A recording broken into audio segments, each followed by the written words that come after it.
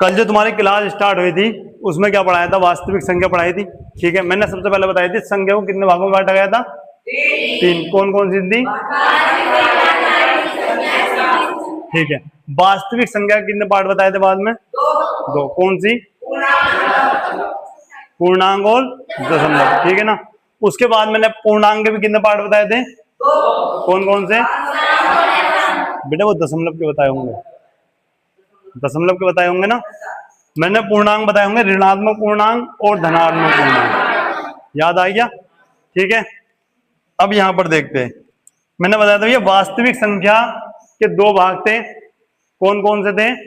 पूर्णांक और दशमलव। इसी प्रकार वास्तविक संख्या के 2 भाग और होते, परिमेय और अपरिमेय। ठीक है,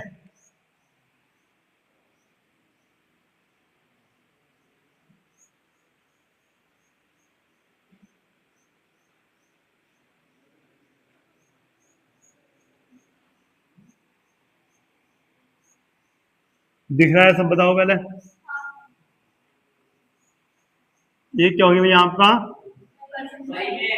परिमेय संख्याएं।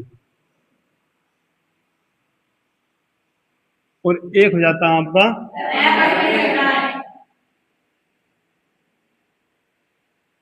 अपरिमेय संख्या।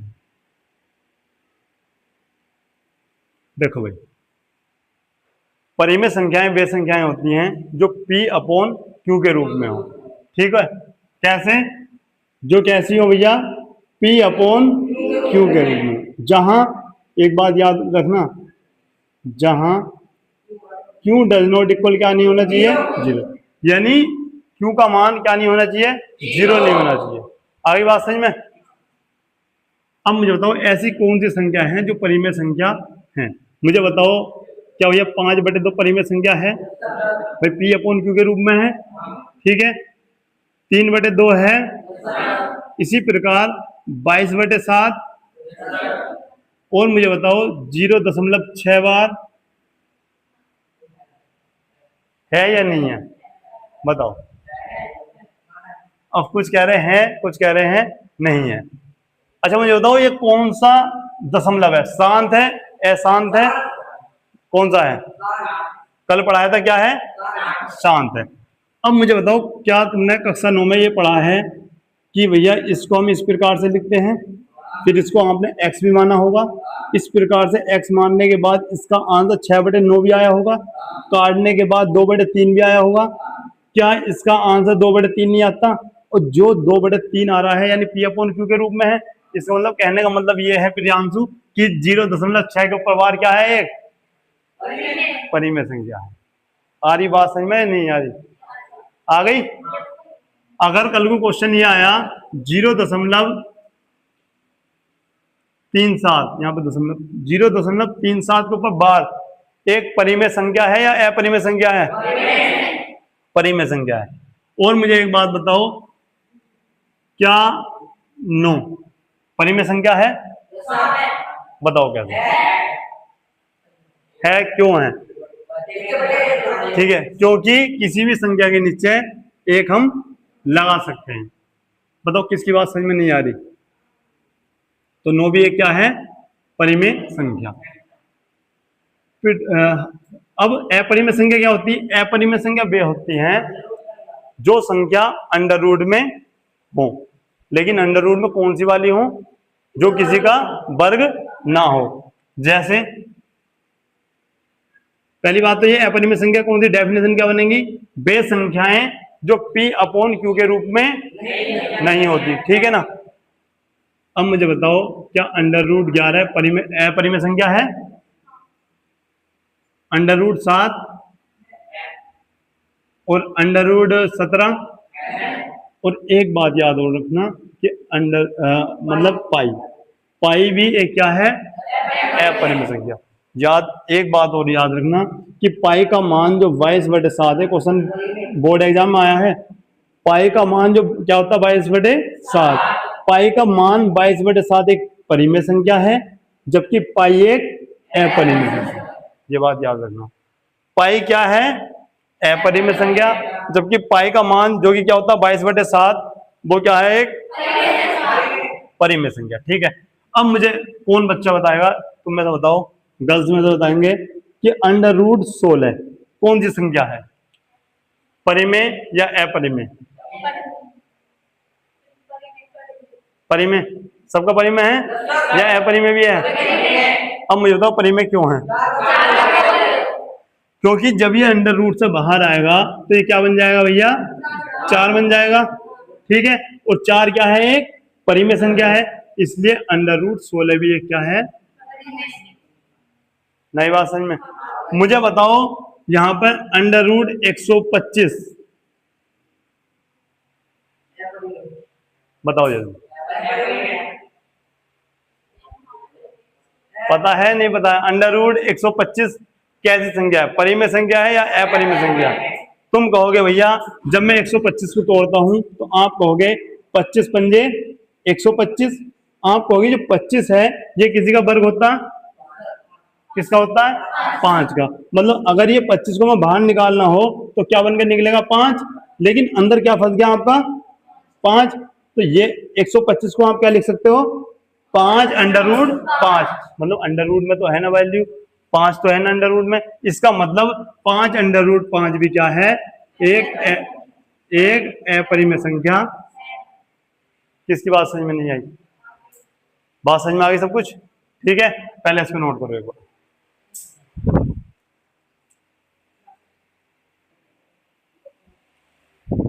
अब यहां पर देखो, मैंने तुम्हें कल बताया होगा भाई, ये क्या है, संख्या रेखा है। ठीक है, 0 है, 1 2 3 4, और ये कहां तक पहुंच गया भैया, अनंत।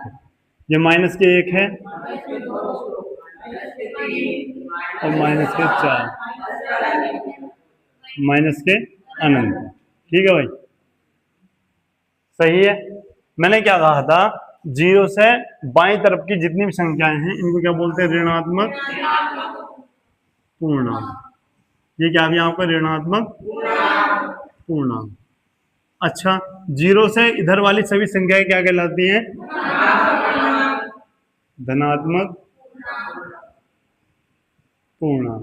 अच्छा, कौन बच्चा ऐसा है जो धनात्मक पूर्णांक का दूसरा नाम जानता है? क्या था, प्राकृतिक संख्या। ठीक है, अब बहुत ध्यान से सुनना, क्या प्राकृतिक संख्या में 0 ऐड है, बताओ? क्योंकि एक क्वेश्चन यहां से परमानेंट आता ही है हर साल। ठीक है, अब ध्यान से सुनो, अगर प्राकृतिक संख्या लिखना चाहूं तो क्या होंगी भैया, प्राकृतिक संख्या। प्राकृतिक संख्या वे होंगी 1 2 3 4, जैसे ऋणात्मक संख्या क्या है, -1 -2 3 और कहां तक, अनंत तक। इसी प्रकार से अगर मैं 0 छोड़ दूं, 0 किसमें छोड़ना, ऋणात्मक पूर्णांक में भी 0 छोड़ना है और धनात्मक पूर्णांक में भी 0 छोड़ना है। अगर मैं 0 छोड़ देता हूं तो संख्या कहां से स्टार्ट होती है आपकी, 1 2 3 4 5 डॉट डॉट डॉट कहां तक, अनंत। ये हो जाती प्राकृतिक संख्या। ठीक है, अच्छा, अगर मैं इसमें ही 0 ऐड कर लूं, ध्यान से देखना, 0 1 2 3 4 डॉट डॉट डॉट कहां तक, अनंत तक, तो इसका नाम बताओ क्या होगा? तो इसका नाम हो जाता भाई पूर्ण संख्या है। बहुत इंपॉर्टेंट बात है बाबू, जो पूर्ण संख्या। क्वेश्चन क्या आएगा, क्या सभी प्राकृतिक संख्या पूर्ण संख्या होती हैं? बाद में जिक्र करते हैं इसका। पूर्ण संख्या 0 से स्टार्ट होगी, ये बात याद रखना। प्राकृतिक संख्या 1 से स्टार्ट होती कहां तक, अनंत तक। पूर्ण संख्या 0 से स्टार्ट होगी, अनंत तक। अच्छा, एक ऐसी संख्याओं का ग्रुप जहां ये दोनों आती है वो क्या होता, वो होता है भैया आपका पूर्णांक। क्या सभी को याद है, मैंने बताया था ये सभी क्या है, पूर्णांक है ना। पूर्णांक में क्या होगा, माइनस के अनंत से स्टार्ट होकर डॉट डॉट डॉट -4, एक मिनट, क्या लिखोगे, -4 -3 -2 और -1 और 0, फिर 1 2 3 डॉट डॉट डॉट अनंत तक। देखो अब तुम्हें सब क्लियर समझ में आ गया होगा। क्या भैया? प्राकृतिक संख्या वे जो 1 से स्टार्ट होती हैं, कहां तक? अनंत तक। पूर्ण संख्या कौन सी? जो सी 0 से स्टार्ट होती है, कहां तक? अनंत तक। और पूर्णांक कौन सी? जो माइनस के अनंत से स्टार्ट होकर कहां तक चले? प्लस के अनंत तक। ठीक है। अच्छा, अगर मैं प्राकृतिक संख्या की बात करता हूं तो प्राकृतिक संख्या को भी हम 3 भाग में बांटते हैं।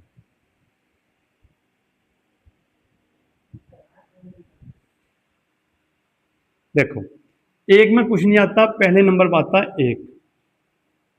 ठीक है। दूसरे पर आता है अभाज्य संख्याएं, पढ़ी होंगी तुमने, अभाज्य संख्याएं।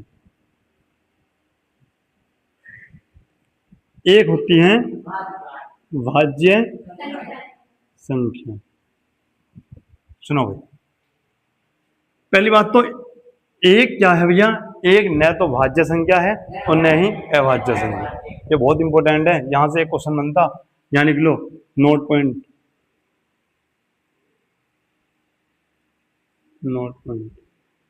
एक न ही तो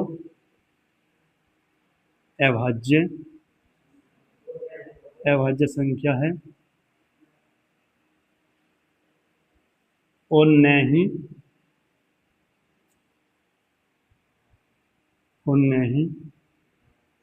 भाज्य। ठीक है। एक न ही तो अभाज्य संख्या है और न ही भाज्य। आ रही बात समझ में? अच्छा, अभाज्य संख्याएं कौन सी होती है? देखो, वे संख्याएं जिसके एग्जैक्ट फैक्टर 2 हों, एक खुद और एक नहीं आई बात समझ में? देखो मैं बताता हूं तुम्हारी भाषा में। एक ऐसी संख्या जिसके मात्र 2 टुकड़े हों। अब भी नहीं?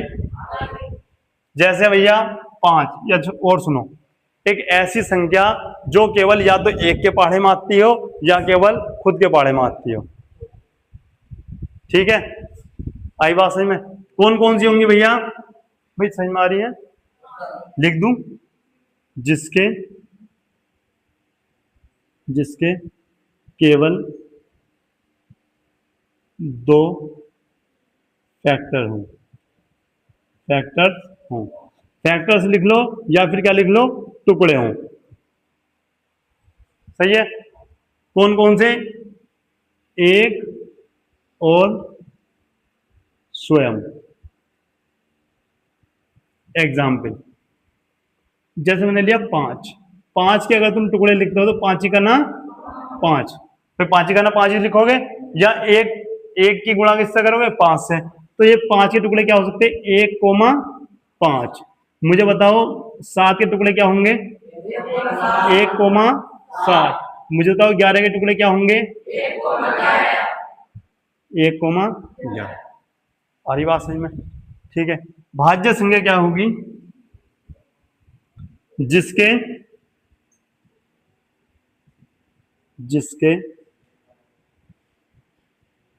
कम से 3 फैक्टर हो। 3 फैक्टर्स हो, मतलब कम से कम कितने टुकड़े हों? 3। आ रही बात समझ में? प्रत्येक वह संख्या जिसके 3 फैक्टर हो क्या कहलाएगी? कम से कम 3 फैक्टर हो क्या कहलाएगी भैया? भाज्य संख्या। जैसे मैंने लिया भैया आपका 6, तुम कहोगे 6 भैया 1 के पहाड़े में भी आता है, 2 के पहाड़े में भी आता है, 3 के पहाड़े में भी आता है, 6 के पहाड़े में भी आता है। तुमको भी ये तो 4 हो गए, अच्छी बात है। मैंने क्या कहा? कम से कम कितने होने चाहिए? 3। 3 से कम ना हो और ज्यादा कितनी हो। ठीक है। जैसे मैंने और लिया भैया आपका 4, बताओ 4 1 के पहाड़े में भी आता है, 2 के पहाड़े में भी, 3 के पहाड़े में बता रहे थे क्या? यहाँ देखो, 1 के पहाड़े में भी, 2 के पहाड़े में और 4 के पहाड़े में। आ रही बात में? एक एग्जाम्पल मैंने लिया आपका 20, बताओ तुम कहोगे भैया 1 के पहाड़े में, 2 के पहाड़े में और 4 के पहाड़े में, 5 के पहाड़े में। बताओ 6 के पहाड़े में, 7 के में, 8 के में, 9 के में, 10। उसके बाद 11, 12, 13, 14, 15, नहीं किसमें डायरेक्ट 20। देखो, जिस संख्या के कम से कम 3 फैक्टर हो, कैसी संख्या? भाज्य, और जिसके मात्र दो फैक्टर हों, एक तो एक और एक वो संख्या खुद, वो क्या कहलाएगी आपकी? आ रही बात समझ में? अब यहां पर देखते हैं, पहले इसको नोट करो अच्छे से।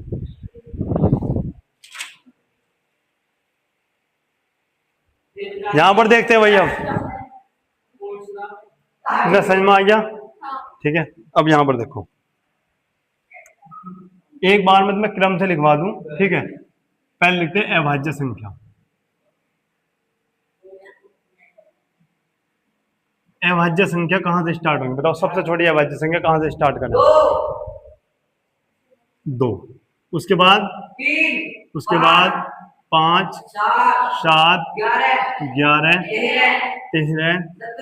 बेटा आप चुप रहो। 17। अब बताओ भाई, बताओ। 19। और बताओ। 19 के बाद 23। 23 के बाद 23 के बाद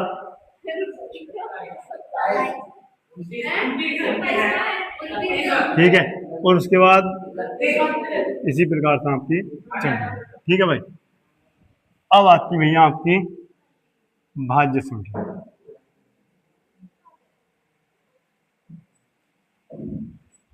बताओ सबसे छोटी भाज्य संख्या कौन सी होगी? 4 होगी। उसके बाद बताओ, इसके बाद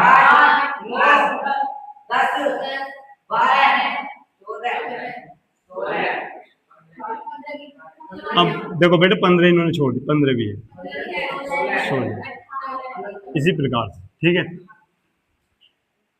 आ रही बात समझ में? क्लियर है? लेकिन क्वेश्चन कहाँ से आया? क्वेश्चन यूँ आया, जो बोर्ड एग्जाम, मैं बता रहा हूँ, जो बोर्ड एग्जाम में पेपर में क्वेश्चन आया था, और वो क्वेश्चन अधिकांश बच्चों ने गलत कर दिया। क्या हुआ भाई? दिखना ना, ब्लैक पर्दा आ रहा है।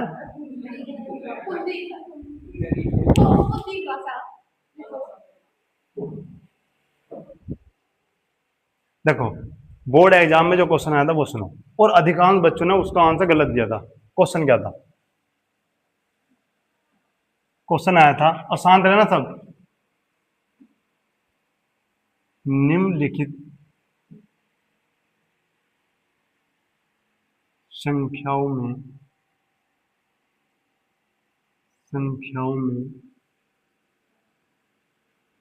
कौन सी संख्या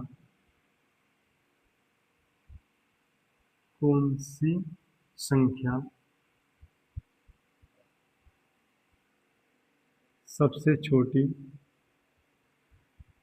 एक मिनट, निम्नलिखित संख्याओं में कौन सी सबसे छोटी अभाज्य संख्या है? अभाज्य संख्या है। ऑप्शन क्या थे भैया? एक मिनट रुको। ऑप्शन थे भाई इसके 3, 1, 2 और भाई 4। बताओ निम्न में से कौन सी सबसे छोटी अभाज्य संख्या है? तो अधिकांश बच्चों ने जवाब दिया था वहां पे 1। सही करेक्ट आंसर क्या है इसका भैया? और ये बहुत फेमस क्वेश्चन है। सही है भाई। अब यहां पर देखते हैं, अब मैं यहां पर लिखता हूं एक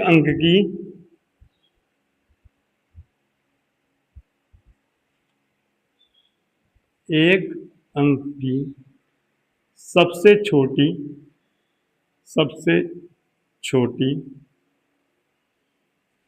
अभाज्य संख्या बताओ क्या होगी भाई? एक अंक की सबसे छोटी अभाज्य संख्या 2, एक अंक की, या फिर 2 अंकों की लिखो, 2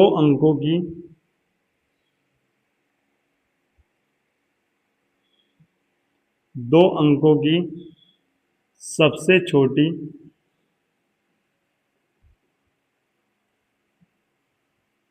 अभाज्य संख्या बताओ क्या होगी? कौन बताएगा करेक्ट आंसर? क्या होगी? 11। फिर सुनो क्वेश्चन। 2 अंकों की सबसे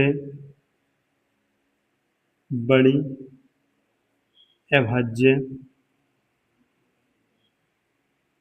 संख्या। सोचो और बताओ। 2 अंकों की सबसे बड़ी अभाज्य संख्या कौन सी होगी? बताओ।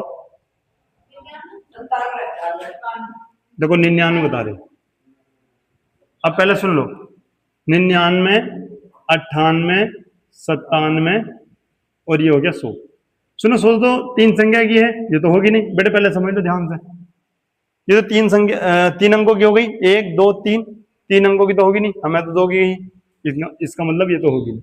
99 देखो, 99 11 के पहाड़े में भी आता है, 3 के पहाड़े में भी आता है, 9 के पहाड़े में भी आता है, तो ये तो होगी नहीं। जो किसी के पहाड़े में आ रहा है वो अभाज्य संख्या तो होगी नहीं। ठीक है। 98 तुम्हें अच्छे से पता है, 8 आ रहा लास्ट में, इसके अंदर 2 के पहाड़े में आ रहा होगा, यो भी नहीं होगी। 97 एक ऐसी संख्या है जो किसी के पहाड़े में नहीं आती। तो भैया 2 अंकों की सबसे बड़ी संख्या क्या होगी आपकी? 97।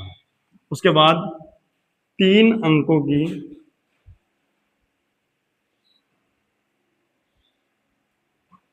सबसे छोटी अभाज्य संख्या। बताओ भाई क्या होगी? 3 अंकों की सबसे छोटी अभाज्य संख्या क्या होगी? 997 तो बेटे बड़ी बता दी आपने। मैं छोटी पूछ रहा हूं। बताओ, स्टार्ट करो। कहां से स्टार्ट करोगे? तुम करोगे स्टार्ट 100 से। 100, 101। जब तुम 101 रुपए का नाम सुनते हो, किसी के पहाड़े में आता है 101? बताओ, किसी के पहाड़े में 101 सुना है? तुम्हारे बेटे समझ में ना आया? देखो 3 अंकों की संख्या कहां से स्टार्ट होती? 100 से। 100 तो 2 के पहाड़े में आता है, 101 किसी के पहाड़े में आता है क्या? नहीं आता। तो भैया 101 ही सबसे छोटी 3 अंकों की अभाज्य संख्या होगी। ठीक है। अच्छा, 3 अंकों की 3 अंकों की सबसे बड़ी अभाज्य संख्या। 3 अंकों की सबसे बड़ी अभाज्य संख्या क्या होगी? बताओ। ठीक है, 997। क्लियर है? कर सकते हैं भाई। अब मुझे यहां पर बताओ, सबसे छोटी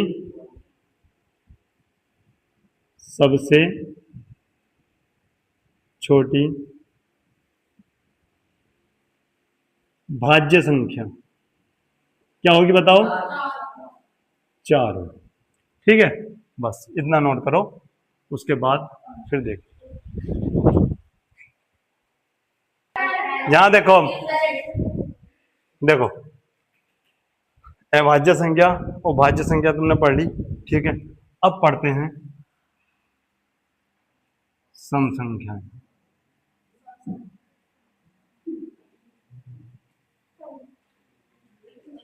ठीक है, और एक होती है आपकी क्या? विषम संख्या।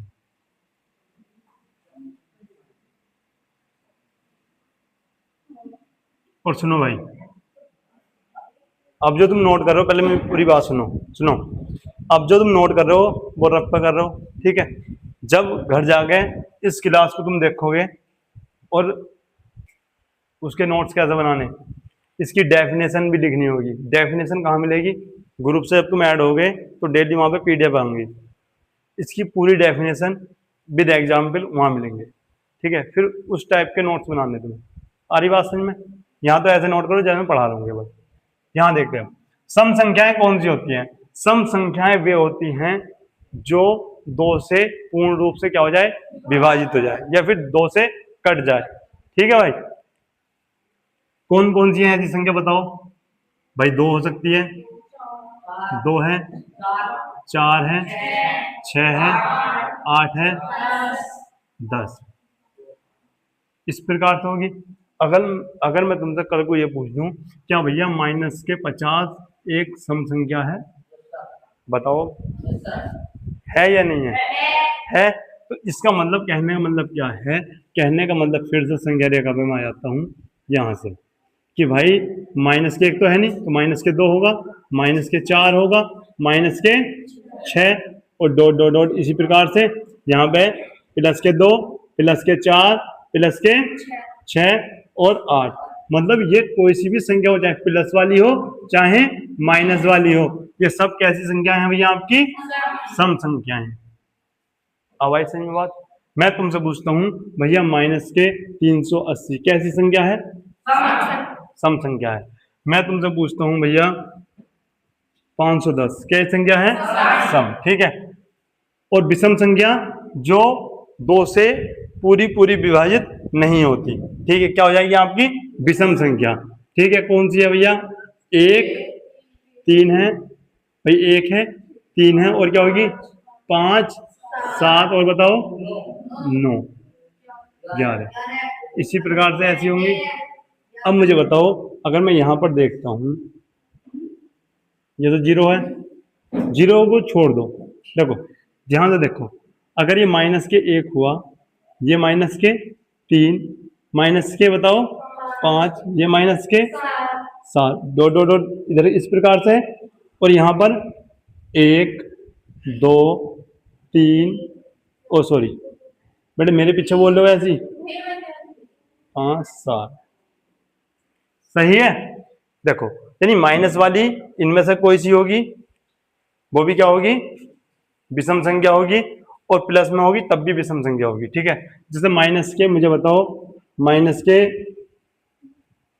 433, बताओ कैसी संख्या है? विषम संख्या। ये बात समझ में आई तुम्हारी? ठीक है ना। अब आज की क्लास रखते हैं यहीं पर, उसके बाद कल मैं आपको पढ़ाऊंगा फैक्टर। ठीक है, 2 विधि हैं, चलो वो कल ही बताता मैं आपको। वृक्ष विधि पढ़ी तुमने? वृक्ष, ठीक है ना, इसको पढ़ाते हैं कल। ये समझ में आया तुम्हारी? ठीक है, जितना पढ़ाया सब याद हो गया?